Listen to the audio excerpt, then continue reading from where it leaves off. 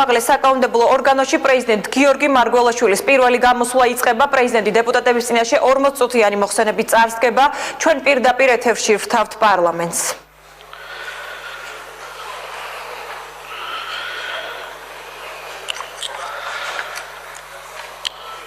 მოგესალმებით, პატივცემულო დეპუტატებო, სტუმრებო, მივესალმები ტელემოყურებელს. ჩემთვის დიდი პატივია წარსდგე თქვენსა და საზოგადოების წინაშე ქვეყნის მდგომარეობის უმნიშვნელოვანეს საკითხებთან დაკავშირებით. მაგრამ სანამ დავიწყებდეთ ამ საკითხებზე საუბარს, გამომდინარე იმ ურთულესი ვითარებიდან, რაც ჩვენს მოძმე ქვეყანაში არის შექმნილი, მინდა გამოვხატო ჩემი პოზიცია უკრაინაში მიმდინარე მოვლენებთან დაკავშირებით. ჩვენ ყველანი დარწმუნებული ვარ, შეშფოთებული ვართ იმით, რასაც ვხედავთ ტელეეკრანებზე, რა რეალობასაც ვადევნებთ თვალს. ვითარება უკიდურესად მძიმეა. შედეგების შედეგად დაღუპულია ათობით ადამიანი, ასობით ადამიანი არის დაჭრილი. ჩვენთვის ასევე ძალიან მძიმე არის ის, რომ უკვე 2 საქართველოს მოქალაქე დაიღუპა ამ შეტაკებების დროს. მინდა გთხოვოთ წუთიერი დუმილით პატივი მივაგოთ მათ ხსოვნას.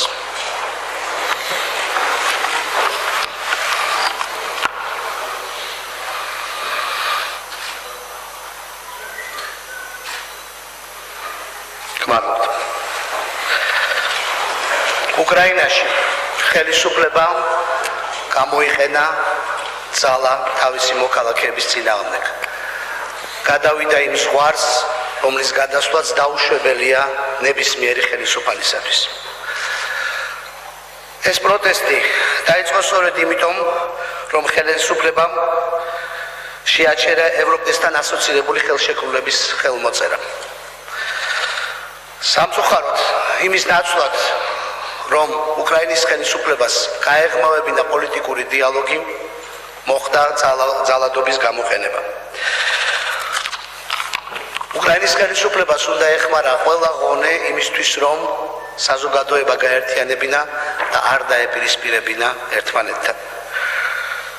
გუშინაც მე მოუწოდებდი პრეზიდენტ იანუკოვიჩს, რომ მას ჯერ კიდევ აქვს ძალიან გადამწყვეტი პოლიტიკური და ხას უსვავ პოლიტიკური და არა ძალადობრივი ნაბიჯების გადადგმის შესაძლებლობა იმისთვის, რომ დაიცვას მთავარი, რაც უნდა დაიცვას უმაღლესმა ხელისუფლებამ.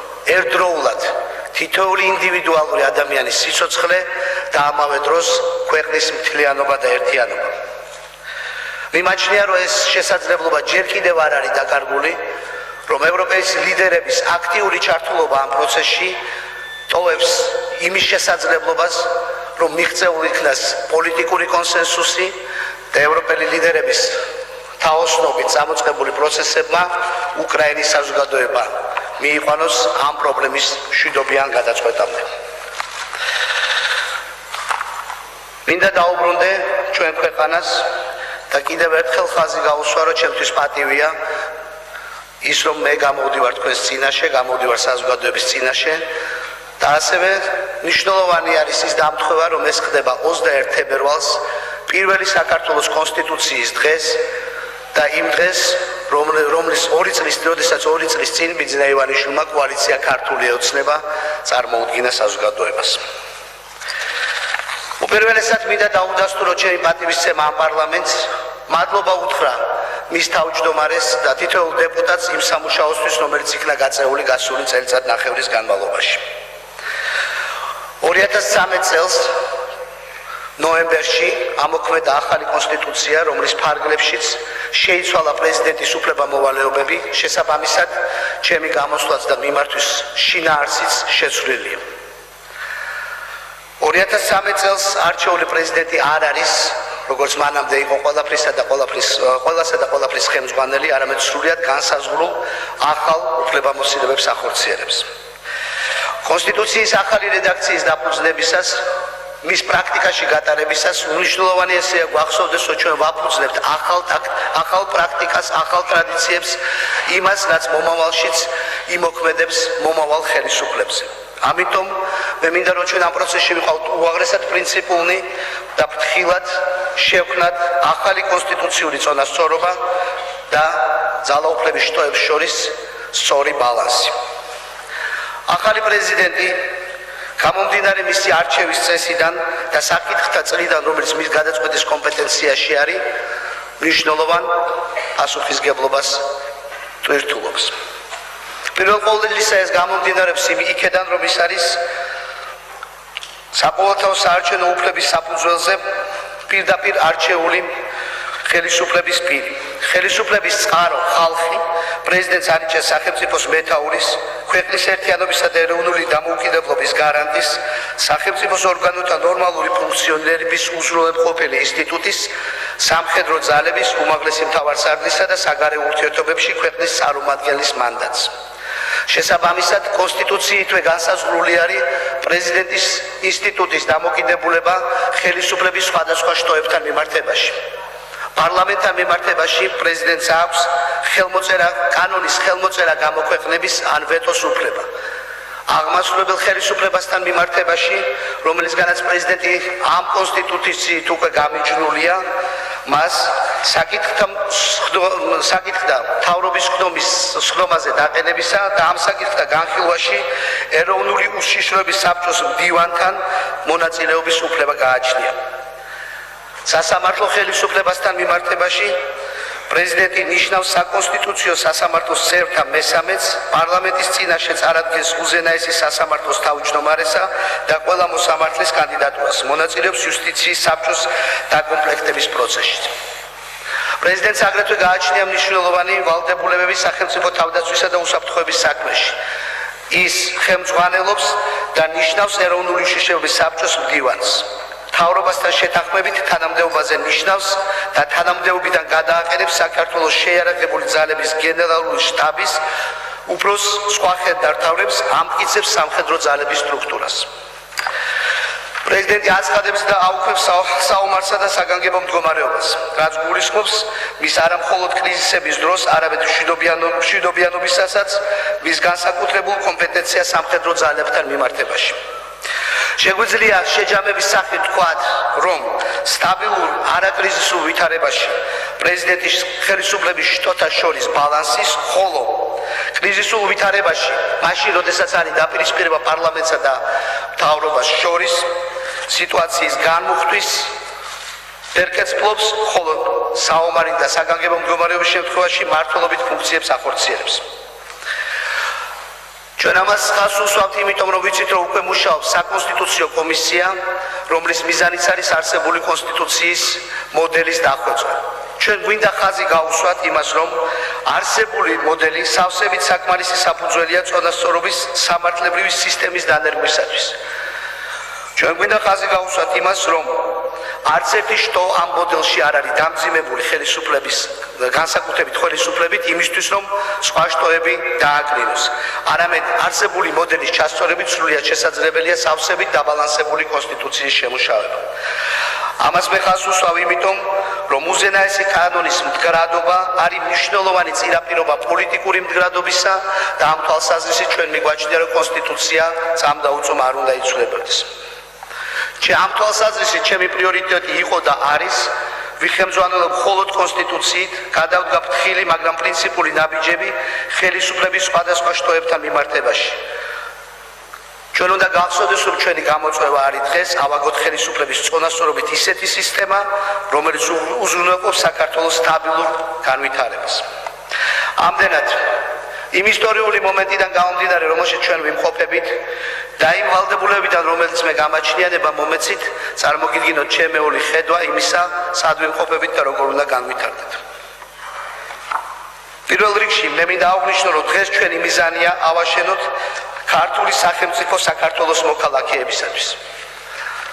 ასეთ საქართველოს მე ვხედავ, როგორც თავისუფლების, მრავალფეროვნებაში ერთიანობის, ტოლერანტობის, შესაძლებლობათა შემოქმედების, შრომის, თანხმობის, სოლიდარობის ტრადიციებზე დაფუძნებულ ქვეყანას. როდესაც მე ვსაუბრობ ტრადიციებზე, მე აქ მხოლოდ ფორმალურ ტრადიციებზე არ ვსაუბრობ, არამედ ვსაუბრობ ტრადიციათა იმ სულზე, რომელიც გასდევს მთელი ჩვენი ქვეყნის ისტორიას. ამ ტრადიციებში მე პროგრესისკენ სწრაფვას, განახლებას, აღორძინების უდიდეს ნიშს მივიჩნევ. სწორედ ასე, მაშინ როდესაც ჩვენს ირგვლივ ისტორიის განმავლობაში ქრებოდნენ და იქნებოდნენ იმპერიები, ჩვენმა პატარა ერმა სწორედ ამ განახლების ნიჭით პროგრესისკენ სწრაფვით შეძლო თავის შენარჩუნება და თავისი თვითყოფადობის დამკვიდრება. ამ სულისკვეთებით იქმნებოდა ქართული დამწერლობა, ამ სულისკვეთებით ვრცელდებოდა ქრისტიანობა ჩვენ ქვეყანაში, ამ სულისკვეთებით იქმნებოდა ქართული რენესანსი, ასე მოქმედებდნენ თერგდალეულები და თუნდაც ის ადამიანები, რომლებიც ქმნიდნენ 1921 წლის კონსტიტუციას, რომელიც მაშინდელი ევროპისათვისაც კი ერთ-ერთი ყველაზე პროგრესული დოკუმენტი იყო. დიახ, ჩვენ ორიენტირებული ვართ მომავალზე და ამავე დროს სწავლობთ სხვებისგან. თუმცა ქართული სახელმწიფოს შენება უპირატესოდ ჩვენს კულტურაში, ინდივიდუალურად საქართველოს მოქალაქეებში, ცხადად შენახულ ჩვენს თვითყოფადობას უნდა ეფუძნებოდეს. ქართველი თავისი ინდივიდუალობის შეგნებით ევროპელია. თავისი ბუნებით დასავლური ცივილიზაციის ნაწილია. მაგრამ სამწუხაროდ დღემდე ჩვენ არ გვეძლეოდა შესაძლებლობა სწორედ ამ ინდივიდუალობაზე დამყარებული ქართული სახელმწიფოს შექმნისა და ქართული ტრადიციების სახელმწიფოებრივ კონტექსტში და სახელმწიფო ინსტიტუტებში გადატანისა. მე ღმართ ვწამს, რომ ეს არის დღევანდელი ჩვენი გამოწვევა, რომ ჩვენ ვდგევართ ამ გზაზე და ამ გზას არ ექნება არავითარი ცვლილება. ამის იმედს მე მაძლევს ის პროცესები, რომელიც ქართული ოცნების ხელისუფლებაში მოსვლის დღიდან დაიწყო. ამ თვალსაზრისით მე ხაზს უსვავ იმას, რომ ქართული ოცნების ხელისუფლებაში მოსვლიდან ხელისუფლების ცენტრალური საკითხი, ცენტრალური ღირებულება გახდა ადამიანი, ინდივიდი. ეს არის მთავარი ღირებულება, რომელზეც უნდა დამყარდეს ნებისმიერი სახელმწიფოს შენებლობა. ხოლო ინდივიდს, ადამიანს ყველაზე მეტად ესაჭიროება თავისუფლება. საუკუნეთა განმავლობაში ჩვენი ქვეყნის საუკეთესო მმართველების, პოეტების, ფილოსოფოსების, პოლიტიკური მოღვაწეობის ორიენტირი სწორედ სახელმწიფოებრივი და ინდივიდუალური თავისუფლება იყო. დღეს ეს გულისხმობს თითოეული მოქალაქის, პოლიტიკური ორგანიზაციის, მედიის, უმცირესობების უფლებათა სრულფასოვან დაცვას, ამ უფლებათა დაცვის თანამედროვე სტანდარტების დანერგვას. ის იმის დანერგვას, რაც წერია ჩვენს კონსტიტუციაში, გაერთიანებული ერების ადამიანის უფლებათა საყოველთაო დეკლარაციაში, ადამიანის უფლებათა ევროპულ კონვენციაში, ევროპის სოციალურ ქარტიაში და სხვა ფუძემდებლურ დოკუმენტებში. ამ დოკუმენტების სულისკვეთების ცხოვრებაში გატარება უნდა იყოს ჩვენი ხელისუფლების და ჩვენი საზოგადოების და ჩვენი პოლიტიკური სპექტრის მიზანი. ამ ხრივ 2013 წელი ჩემი აზრით წარმატებული იყო. 2013 წელს წარმატებით მოხდა ადმინისტრაციულ სახელმწიფოებრივი სტრუქტურების დეპოლიტიზაცია. თვისობრივად შეიცვალა დამოკიდებულება სასჯელ ახსნებით სისტემაში პატიმართა მიმართ, მათი უფლებების და მათი ღირსების მიმართ. შეიცვალა დამოკიდებულება სიტყვის თავისუფლების და გამოხატვის თავისუფლების მიმართ. მნიშვნელოვანი ნაბიჯები გადაიდგა მასმედიაში, მასმედიის ბეჭდვითი თუ ელექტრონული მასმედიის გათავისუფლების თვალსაზრისით. ხელისუფლების დამოკიდებულება უმცირესობის მიმართ ნათლად ევროპულ ყაიდაზე არის ორიენტირებული. და რაც თავარია, 2013 წელს ჩვენ ჩავატარეთ რეალურად თავისუფალი ევროპული სტანდარტის არჩევნები, რაც იქნა ცნობილი არა მარტო ქართული საზოგადოების მიერ, რაც ბუნებრივია მთავარი საზომიარი ამ თვალსაზრისით, არამედ ჩვენი დასავლელი პარტნიორების და დამკვირვებლების მიერაც. მე ამით იმის თქმა არ მინდა, რომ რამე არის მიღწეული და ეხლა უნდა ჩვენ დავმშვიდდეთ. ადამიანის უფლებათა დაცვის თვალსაზრისით არასდროს არ შეიძლება ვიყოთ შვიდად და თქვათ, რომ ნიშნული უკვე მიღწეულია. ნებისმიერი პოლიტიკური ძალა, ისევე როგორც თითოეული მოქალაქე, უნდა იყოს მოწადინებული, რომ მუდმივად იყოს ადამიანის უფლებათა სადარაჯოზე და დაიცვას არა მხოლოდ თავისი, არამედ სხვათა უფლებები.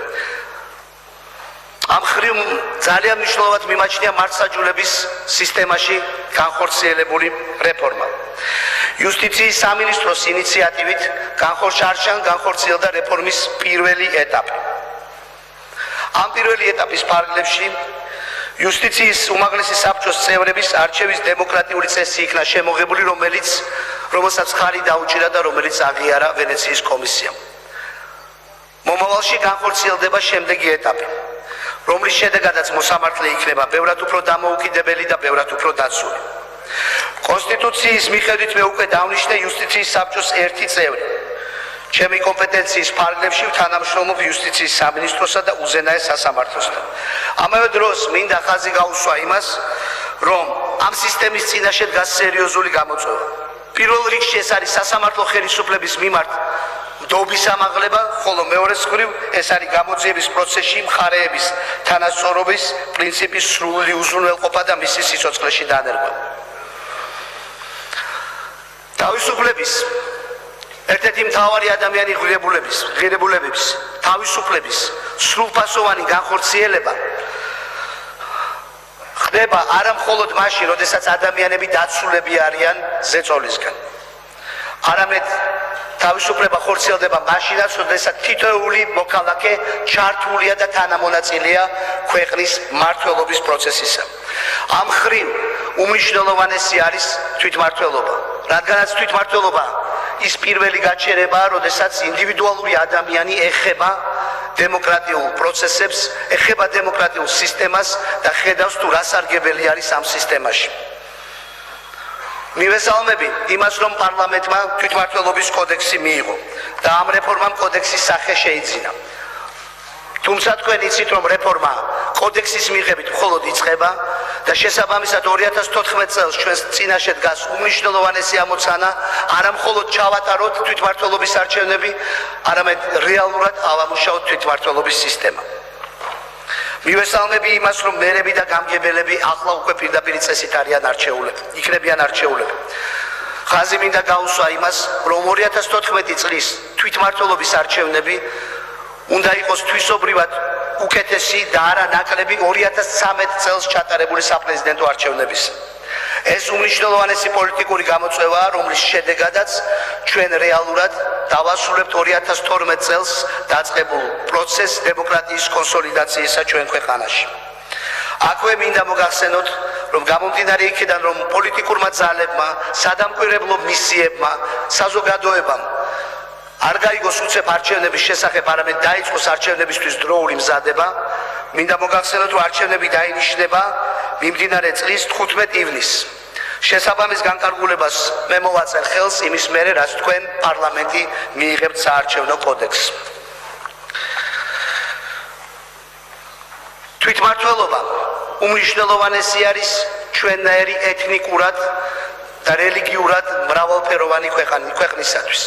რადგანაც ეთნიკური, რელიგიური, სოციალური ჯგუფების ეფექტური ჩართვა სახელმწიფოს მმართველობაში თანამონაწილეობის შეგრძნების გაზდა, იმისი შეგრძნება, რომ რეალურად ყველანი ერთად მართავთ და ვანვითარებთ ჩვენ საერთო ქვეყანას, არის ის, როგორც რეალურად შეიძლება აყვავდეს და გაძლიერდეს ჩვენი ქვეყანა. ჩვენივე ისტორიაში, მაშინ როდესაც ყველაზე წარმატებული საქართველო იქმნებოდა, ეს იყო ყოველთვის მრავალფეროვნების გაერთიანებაზე ორიენტირებული ერთობა.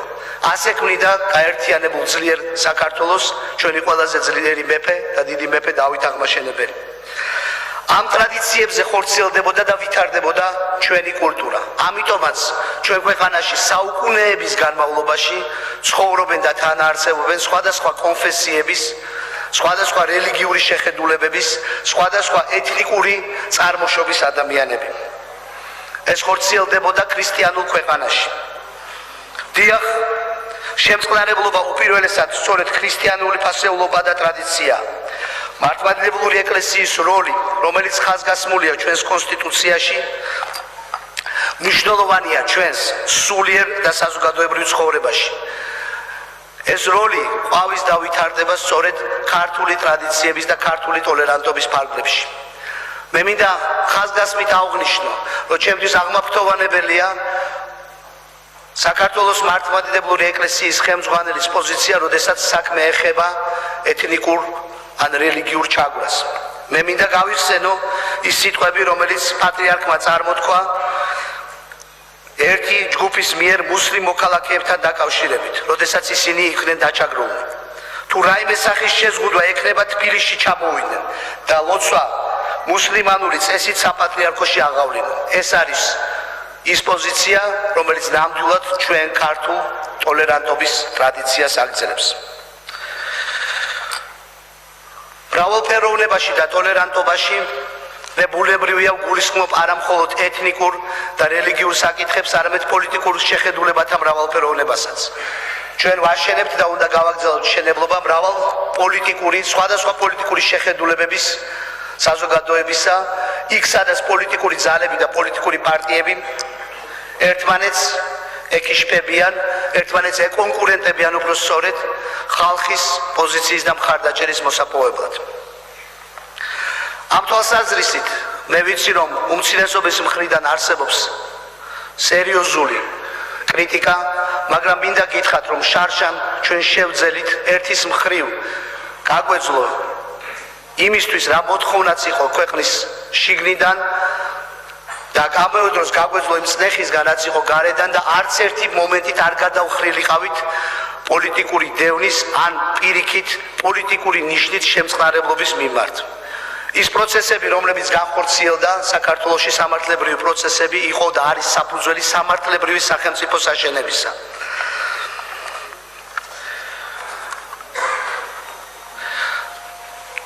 თავისუფლება და ჩართულობა ჩვენი ქვეყნის განვითარებაში ერთიან ორგანიზმად აყალიბებს ჩვენ საზოგადოებას. სწორედ იქიდან გამომდინარე, რომ ადამიანები არიან ერთის მხრივ თავისუფალი, ხოლო მეორეს მხრივ არიან ჩართულები ქვეყნის მართვასა და ერთობლივ განვითარებაში. მაგრამ ეს პროცესი ბოლომდე ვერ განხორციელდება, თუ მნიშვნელოვნად არ შემცირდა შემოსავლებისა და კეთილდღეობის უთანასწორობის მაღალი დონე, რომელიც სამწუხაროდ ჯერ კიდევ ძალიან მაღალია ჩვენ საზოგადოებაში. ხელისუფლების სოციალური პასუხისგებლობაც ჩვენი ისტორიული ტრადიციაა. შოთა რუსთაველი, რომელიც აღწერს იდეალურ მმართველს, ასე ახასიათებს მას: მიეძგლა ხალხთა საჭურჭლე ათავისუფლე მონები, შენ დაამდიდრე ყოველი ობოლი არას მქონები. ეს სოციალური თანასწორობა არის ის გზა, რომელიც კიდევ უფრო გააერთიანებს ჩვენ საზოგადოებას. ამ პრობლემის გადაჭრის ორ ყველაზე რეალურ საშუალებას ვხედავ. ერთის მხრივ უნდა შევცვალოთ ის ფაქტორები, რომლებიც აღნიშნულ უთანასწორობას აპროვოცირებს და უზრუნველყოთ კონკურენციის მაღალი სტანდარტი. კონკურენციის შედეგად ბუნებრივია გაჩნდება მეტი ბიზნესი, გაჩნდება მეტი დასაქმების ადგილი. მაგრამ აგრეთვე უთანასწორობა უნდა დაძლეულ იქნას საბიუჯეტო ხარჯების მიზნობრივი ხარჯვით. ამიტომ მივესალმები ამ სფეროში უდიდეს სამუშაოს, რომელიც განხორციელებულ იქნა. თვალსაჩინოება ამ თვალსაზრისით არის 2013 წლის და 2014 წლის ბიუჯეტები, რომლებიც სოციალურად არის ორიენტირებული და მოსახლეობის სოციალურ დაცვაზე არის მიმართული. როდესაც ხელისუფლება ზრუნავს მოქალაქის ჯანმრთელობაზე, ზრუნავს მის კეთილდღეობაზე, ეს მაღალი პოლიტიკური ცნობიერების ნიშანია. ამიტომ მივესალმები მასშტაბურ პროექტს საყოველთაო დაზღვევისა, რომელიც ამ პოლიტიკის ერთგვარი სიმბოლო გახდა. პენსიების, შრომითი უფლებების დაცვის, დაცვის უკეთესი სისტემის შექმნა, განსაკუთრებით ზრუნვა დევნილებზე, ვეტერანებზე, შეზღუდული შესაძლებლობის მქონე პირებზე არის ის, რითიც ჩვენ უნდა გავაგრძელოთ სვლა. ეკონომიკური ზრდის საერთო ტენდენციებთან ერთად თანდათან უთუოდ ეს უფრო ხელშესახებ შედეგებს მოგვითანს. მე მინდა იგივე კონტექსტში გავაგრძელო მსჯელობა სოფლის განვითარების პროექტზე. მივესალმები ამ პროექტს, რადგან ამ პროექტმა მნიშვნელოვანი ცვლილება შეიტანა სოფლად მაცხოვრებელი ადამიანების ცხოვრებაში, 100,000 ადამიანის ცხოვრებაში.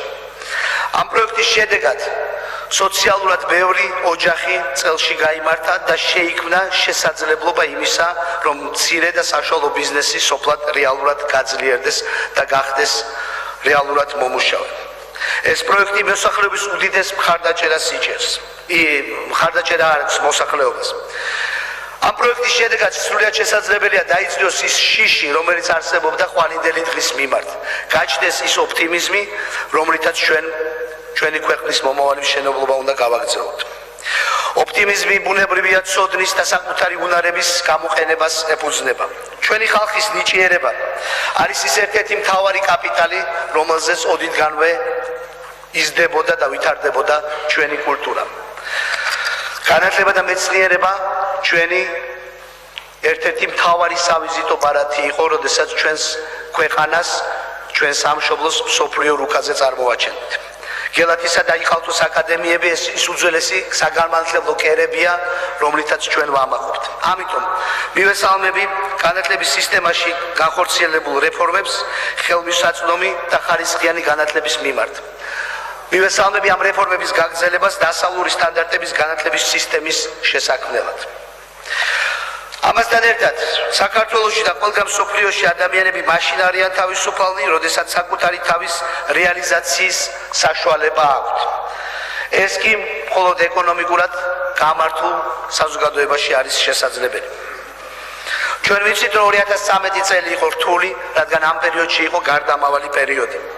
ამ გარდამავალი პერიოდის პროცესში ბიზნესი განთავისუფლდა წნეხისაგან და ამავე დროს დაიწყო რეალურად საკუთრების უფლების დაცვა.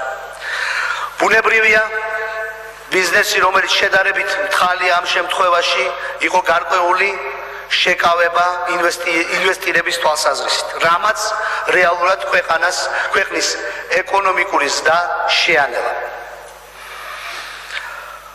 ამავე დროს მინდა ხაზი გაუსვა, რომ მთავრობის ეკონომიკური გუნდი აქტიურად მუშაობდა ამ პრობლემის დასაძლევად. და პოლიტიკური სტაბილურობის ფონზე ქვეყანაში წლის მეორე ნახევარში ჩვენ ვხედავთ, რომ გარკვეული გაჯასაღება მოიტანა ამან ეკონომიკურ პროცესებში. ბუნებრივია, არსებული პრობლემები აისახა ბიუჯეტზეც, მაგრამ ჩვენ იმედი გვაქვს, რომ დაგეგმილი ეკონომიკის 6%-იანი ზრდის ფონზე, რომელიც არის დაგეგმილი მსოფლიო ბანკის მიერ, ეს პრობლემები იქნება დაძლეული და ჩვენი ეკონომიკა გაჯასაღებას მომავალშიც გააგრძელებს. აქ მინდა ხაზი გაუსვა იმას, რომ ჯანსაღი ეკონომიკა განვითარებულ ქვეყნებში გულისხმობს მცირე და საშუალო ბიზნესის დიდ წილს ეკონომიკურ პროცესებში. სამწუხაროდ, ჩვენთან წილი მცირე და საშუალო ბიზნესისა არის ჯერ კიდევ დაბალი. ამიტომ მნიშვნელოვანია, რომ კონკურენციის გაღრმავების თვალსაზრისით მიღებულ იქნა შესაბამისი კანონმდებლობა, გატარდეს შესაბამისი რეფორმები, რომ მცირე და საშუალო ბიზნესის წილი ჩვენს ეკონომიკაში გაიზარდოს. ასევე მნიშვნელოვან ფაქტორად მიმაჩნია საექსპორტო ბაზრების დივერსიფიკაცია, ინვესტიციების მოზიდვა და ახალი ტექნოლოგიების შემოღება. სწორედ ორივე ეს ძირითადი მიმართულება იქნება სრულიად შესაძლებელი და ხელშესახები იმის მერე, რაც ევროკავშირთან ღრმა და ყოვლისმომცველი თავისუფალი ვაჭრობის შესახებ ხელშეკრულება იქნება ხელმოწერილი. იგივე ამ ხელშეკრულების პირობებში ჩვენ შესაძლებლობას შევქმნით დიდი ინვესტიციებისა საქართველოში, რადგანაც იქნება უზრუნველყოფილი ძალიან სტაბილური და ძლიერი ევროპის ბაზარი. აქვე აღსანიშნავია ის, რომ ეკონომიკის განვითარების კიდევ ერთი მნიშვნელოვანი ტენდენცია საერთაშორისო პროექტებში მონაწილეობა. საქართველო ისტორიულად, გეოპოლიტიკურად აბრეშუმის გზის ერთ-ერთი მთავარი ქვეყანა იყო. ამ პროცესს ჩვენ ნელ-ნელა ვუბრუნდებით და აქტიურად ვიმკვიდრებთ ევროპასა და აზიას შორის რეგიონალური თანამშრომლობის საიმედო პარტნიორის როლს. ამ თვალსაზრისით უმნიშვნელოვანესია შავი და კასპიის ზღვების აუზების თანამშრომლობა, ამ ეკონომიკების ერთიან ენერგო და სატრანსპორტო ტრანსნაციონალურ პროექტებში ჩართვა. ასეთი პროექტების განხორციელება ეკონომიკურ სარგებელს მოგვიტანს პირველ რიგში ტრანზიტიდან, მაგრამ ასევე შექმნის შესაძლებლობას თანამდებობ მცირე და საშუალო წარმოების განვითარებისათვის, ადგილობრივი მოსახლეობის დასასაქმებლად გაგვიზრდის დასაბეგრ ბაზარს. გარდა ამისა, ასეთი ტიპის პროექტები ბევრად უფრო უსაფრთხოს ხდის ჩვენს რეგიონს და ჩვენ რეგიონთან მიმართებაში დიდ შესაძლებლობას ქმნის იმ თვალსაზრისით, რომ რეგიონი ხდება თანამშრომლობის და ეკონომიკური შესაძლებლობების რეგიონი. სულ ახლახანს თურქეთისა და აზერბაიჯანის პრეზიდენტებთან შეხვედრისას ჩვენ სწორედ ამ საკითხებს ვაანალიზებდით. ჩვენ დავინახეთ, რომ ჩვენ გვაქვს აბსოლუტურად ერთიანი ხედვა რეგიონთან მიმართებაში და ერთმანეთის როლთან მიმართებაში. ჩვენ დავსახეთ ერთობლივი რეგიონალური თანამშრომლობის პერსპექტივები. მნიშვნელოვანია, რომ ჩვენ ხედავთ პოტენციალს არა მხოლოდ ახალი ინფრასტრუქტურული პროექტების განვითარებაში, არამედ ასევე რეგიონის შესაძლებლობათა გაზრდაში. ჩვენი მიზანი არის, რომ ათეულობით ქვეყანა ევროპაში და აზიაში და ათეულობით მილიონი ადამიანი ევროპაში და აზიაში დავაკავშიროთ ერთმანეთთან ამ ინფრასტრუქტურული პროექტებით, შესაბამისად გავხდეთ მათი კეთილდღეობის, განვითარებისა და მათი ინტერესის საგანი, რაც უნებრივია ზრდის იმ შესაძლებლობას, იმ დაცულობას, რომელიც აქვს ჩვენ ქვეყანას. ზრდის დემოკრატიისა და კეთილდღეობის შენარჩუნების და განვითარების შესაძლებლობებს.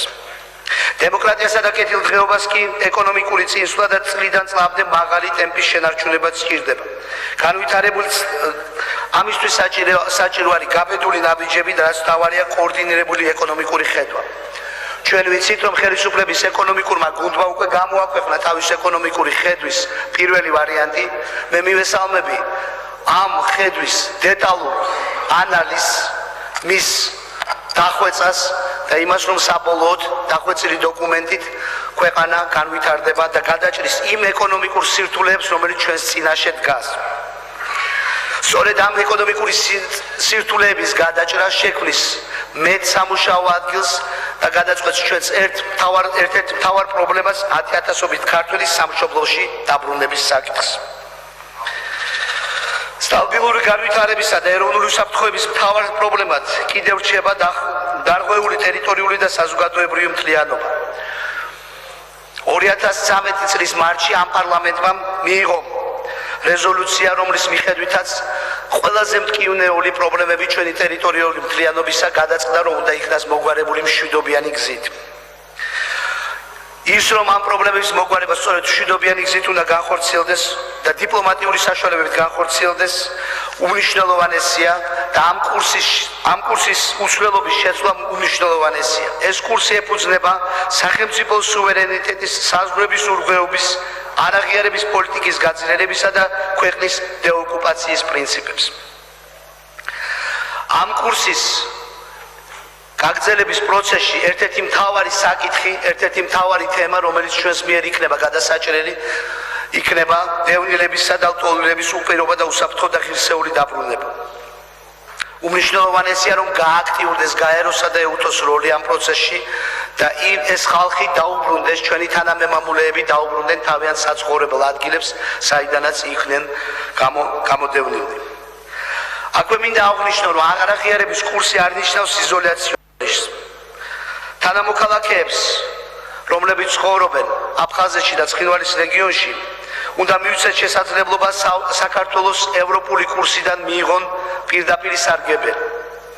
ურთიერთობის აღდგენის პარალელურად ოკუპირებული ტერიტორიების მოსახლეობა საქართველოს ხელისუფლების ხელშეწყობით უნდა ჩავთოთ ევროკავშირთან ერთობრივ ეკონომიკურ, სავაჭრო, საგანმანათლებლო, ჰუმანიტარულ პროექტებში, რომლებიც განსაზღვრულია სახელმწიფო სტრატეგიით ჩართულობა თანამშრომლობის გზით. აფხაზ და ოს თანამემამულეებს მინდა მივმართო იგივე სიტყვებით, რითიც მივმართე ჩემი წინასაარჩევნო საპროგრამო გამოსვლის დროს. ჩვენ გთავაზობთ ევროპულ ქვეყანას თავისუფალ, განვითარებულ, დემოკრატიულ და მშვიდობიან სახელმწიფოში ცხოვრებას, რომელიც იქნება მისი ყველა მოქალაქის კეთილდღეობის, ეთნიკური, რელიგიური და კულტურული იდენტობის შენარჩუნების და მათი პოლიტიკური უფლებების ხელშეწყობის გარანტი. მაგრამ ასევე მინდა მივმართო ოკუპირებული ტერიტორიების დე-ფაქტო რეჟიმის ხელმძღვანელებს, ნუ წახვალთ საკუთარი ხალხის სასიცოცხლო ინტერესების წინააღმდეგ. ნუ ეცდებით ახალი ბარიერების შექმნას იმ ხალხებს შორის, რომლებსაც მრავალსაუკუნოვანი ერთიანი სახელმწიფოებრიობა აკავშირებს. ჩვენი ერთიანობა მრავალი შეცდომითა და გარე ძალების უხეში ჩარებით იქნა დარღვეული. რას ყველას ძალიან მძიმედ ჩვენივე ხალხის სისხლის ფასად დაგვიჯდა. დღეს საფრთხის ქვეშ დგას აფხაზებისა და ოსების იდენტობა და თვითყოფადობა. იმის დაცვის ყველაზე მყარ გარანტიას ჩვენი ერთიანობა და ერთად ცხოვრება წარმოადგენს. ამიტომაც თუ თქვენთვის ოდნავ მაინც ძვირფასია აფხაზების, ოსების და ზოგადად ამ ტერიტორიებზე მაცხოვრებელი მოსახლეობის მომავალი, ნუ მოაქცევთ მათ იზოლაციაში. მე მინდა დაუბრუნდე იმას, როგორ და რანაირად განვითარდება ჩვენი ქვეყანა მომავალში. ეს იქნება ეკონომიკურად სტაბილური, მდგრადი და პოლიტიკურად თავისუფალი ქვეყანა. ეკონომიკურად და პოლიტიკურად სტაბილური, ერთიანი და განვითარებული საქართველო რეგიონში არის თანამშრომლობის გარანტია. არის ეკონომიკური პროექტების, კულტურული პროექტების განვითარების წინაპირობა. არის კეთილმეზობლობის წინაპირობა. ეს ესმით ჩვენს მეზობლებს. ეს ესმის მთელ პროგრესულ კაცობრიობას. ამის დამტკიცებას ვცდილობთ ჩვენ პარტნიორებთან ერთად რუსეთის ფედერაციის ხელმძღვანელებისთვის. ჩვენ ვცდილობთ რომ ვაჩვენოთ, რომ საქართველოსთვის პრობლემების შექმნით რუსეთში არც ერთი პრობლემა არ გვარდება. არამედ შესაძლოა პირიქითაც. ჩვენ ვცდილობთ რომ ვაჩვენოთ, რომ დალაგებული, ეკონომიკურად წელში გამართული, სტაბილური საქართველო, რომელმაც გააკეთა თავისი ევროპული და ევროატლანტიკური არჩევანი, არ ნიშნავს ვინმეს წინააღმდეგ გაერთიანებას. ჩვენ ვაშენებთ მშვიდობიან და დემოკრატიულ ქვეყანას, რომლის მიზანიც არის კეთილმეზობლობა, ოღონდ იმის საფუძველზე, როდესაც იქნება დაცული ჩვენი სუვერენიტეტი და ჩვენი ტერიტორიული მთლიანობა. ამ ღირებულების პატივისცემის ფონზე. ამ რაციონალური მიდგომით ჩვენ შევცვალეთ წინა ხელისუფლების აგრესიული რიტორიკა, რომელსაც არავითარი შედეგი არ ჰქონდა. ჩვენი დასავლურობა ჩვენ არა ვინმესთან დაპირისპირებით, არამედ საკუთარ უნიკალურ ევროპულ იდენტობაზე ავაგეთ.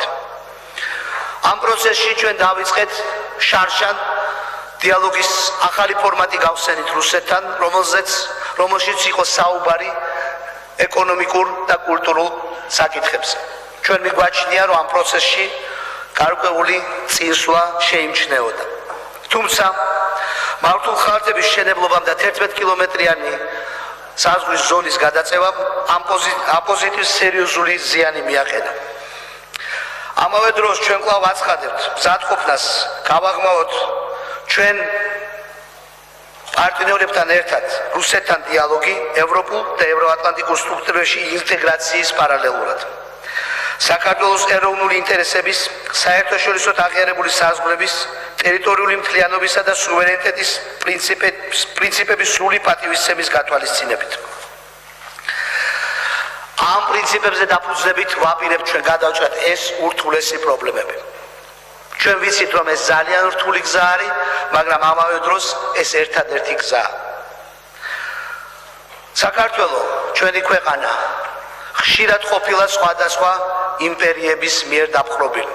ხშირად ჩვენი ისტორია ვითარდებოდა ჩვენი თვითყოფადობის საწინააღმდეგოდ. მაგრამ როგორც კი ჩვენ მოვიპოვეთ დამოუკიდებლობა, მაშინვე ჩვენმა საზოგადოებამ საკუთარი მომავალი ევროპულ და ევროატლანტიკურ სივრცეში იპოვა. მე მინდა ხაზი გაუსვა იმას, რომ ჩვენი ევროპულობა არის არა კონიუნქტურული გადაწყვეტილება, არამედ ის ბუნებრივი გადაწყვეტილება, რომელიც ჩვენს ერს ისტორიის განმავლობაში ბევრჯერ მიუღია.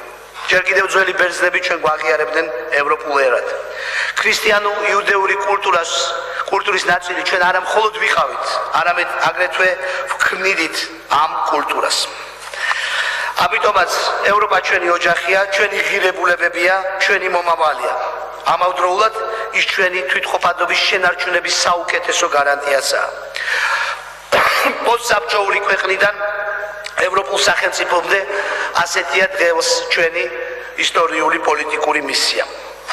ამ გზაზე ჩვენ გადავდგით უმნიშვნელოვანესი ნაბიჯი შარშან ნოემბერში ვილნიუსში, როდესაც მოვახდინეთ ევროპასთან ასოცირების ხელშეკრულების პარაფირება. ჩვენი მიზანი ახლა არის უმოკლეს ვადაში მოვახდინოთ ამ ხელშეკრულების ხელმოწერა, რის შედეგადაც საქართველო გახდება სამხრეთ კავკასიაში ერთადერთი ქვეყანა, რომელსაც ევროკავშირთან ამ ტიპის ურთიერთობა აქვს გაფორმებული.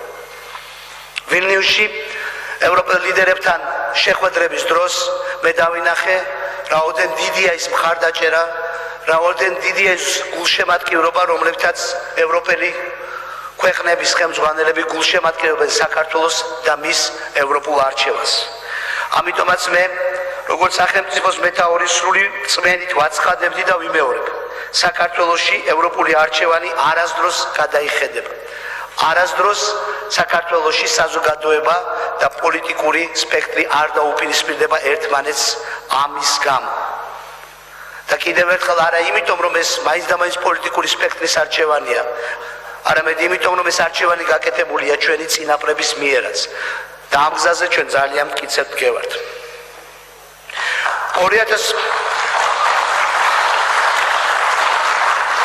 2014 წელს უნდა გაღმავდეს და გამტკიცდეს ჩვენი თანამშრომლობა ჩვენ სტრატეგიულ პარტნიორთან შეერთებულ შტატებთან.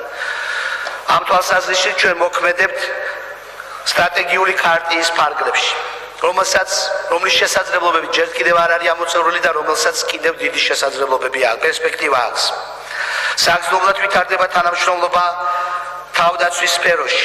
გაიმართა შეხვედრები ორი ქვეყნების თავდაცვის მინისტრებს შორის. 2013 წელს საქართველოში რამდენჯერმე გაიმართა შეერთებული შტატების ერთობლივი სამხედრო ცუდნები. 2013 წელს აგვისტოში კი 5 წლიანი პაუზის შემდეგ პენტაგონში გაიმართა საქართველოსა და შეერთებულ შტატებს შორის თავდაცვის უწყებების ხელმძღვანელთა შეხვედრა. ჩვენ დიდი იმედი გვაქვს შეერთებულ შტატებთან უფრო ფართე ეკონომიკური თანამშრომლობისაც, რომელიც გახსნის ბაზარს და ერთდროულად მოიზიდავს ინვესტიციებს. ჩვენ იმედი გვაქვს ურთიერთობის გაღრმავებისა სახელმწიფოს ხელმძღვანელებს, დეპუტაციას, ჯგუფებს, სხვადასხვა პროფესიულ ჯგუფებსა და რა თქმა უნდა საზოგადოებას შორის. ამ მიმართულებით 2014 წელს მნიშვნელოვანი ნაბიჯები უნდა გადაიდგეს.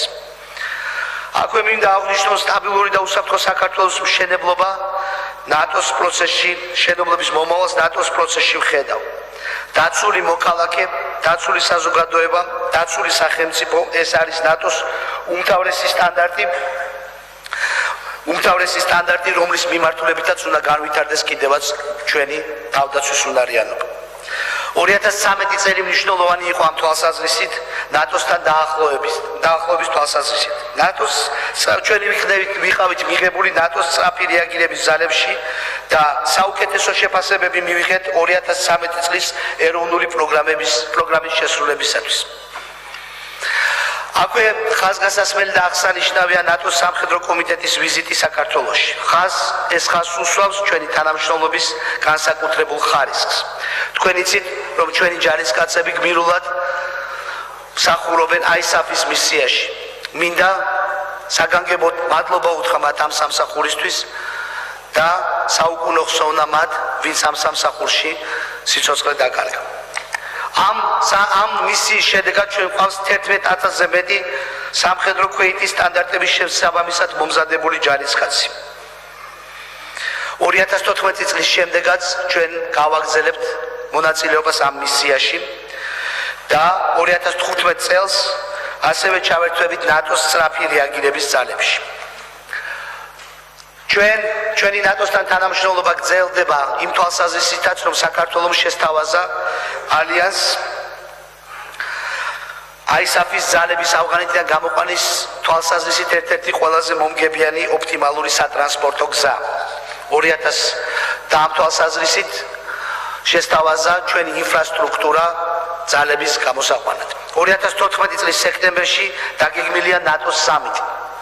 ჩვენი საზოგადოება ისევე როგორც ხელისუფლება ელოდება ამ სამიტზე ჩვენი თანამშრომლობის, მრავალწლიანი თანამშრომლობისა და თანამონაწილეობის თვალსაზრისით ეფექტური ნაბიჯების გადადგმას საქართველოს ნატოში ინტეგრაციის მიმართულებით.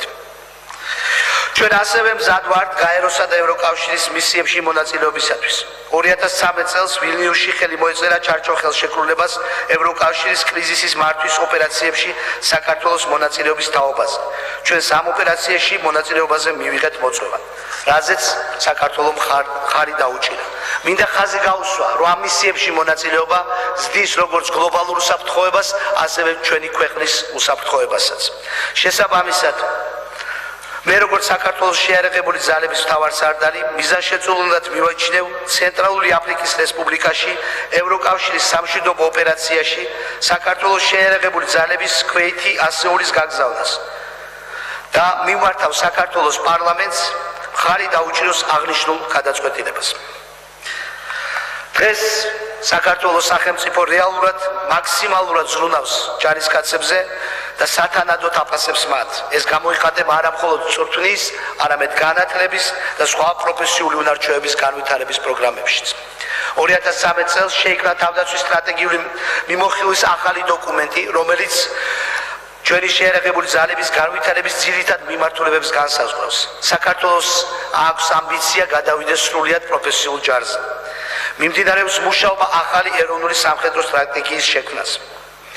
ევროპული და ევროატლანტიკური როდესაც საუბრობთ თავდაცვაზე და ჩვენს გეგმებზე ამ მიმართულებით მინდა ხაზგასმით აღვნიშნო, რომ ევროპული და ევროატლანტიკური მისწრაფება არ არის მიმართული რომელიმე სახელმწიფოს წინააღმდეგ. ჩვენი მიზანია თანამშრომლობა და არა კონფრონტაცია. ჩვენ არასდროს დავაყენებთ საფრთხის ქვეშ ჩვენი პარტნიორებისა და მეგობრების უსაფრთხოებას, მაგრამ ყოველთვის ზად ვიქნებით დავიცვათ ჩვენი საერთო უსაფრთხოება და კეთილდღეობა. აი მოკლედ ის რისი თქმაც მე თქვენთვის მინდოდა. ცხადია, ჩვენი შეხედულებები და შეფასებები შეიძლება განსხვავდებოდეს. მე მივესალმები დებატებს ამ საკითხების ირგვლივ. მე მივესალმები იმ განსხვავებულ პოზიციებს, რომელიც შესაძლებელია იყოს ჩვენ პოზიციასთან მიმართებაში, მაგრამ მინდა აღვნიშნო, რომ საქართველოში არასდროს არ დადგება კითხვის ქვეშ ის, რომ სახელმწიფოს მოქალაქეთა წინაშე აკისრია დემოკრატიის, მშვიდობის, უსაფრთხოების, კეთილდღეობის, თანასწორობის უზრუნველყოფის უდიდესი პასუხისმგებლობა. ვინაიდან სწორედ ასეთი არის დემოკრატიული სახელმწიფო, ასეთი არის ჩვენი ქვეყნის ტრადიცია. მადლობთ.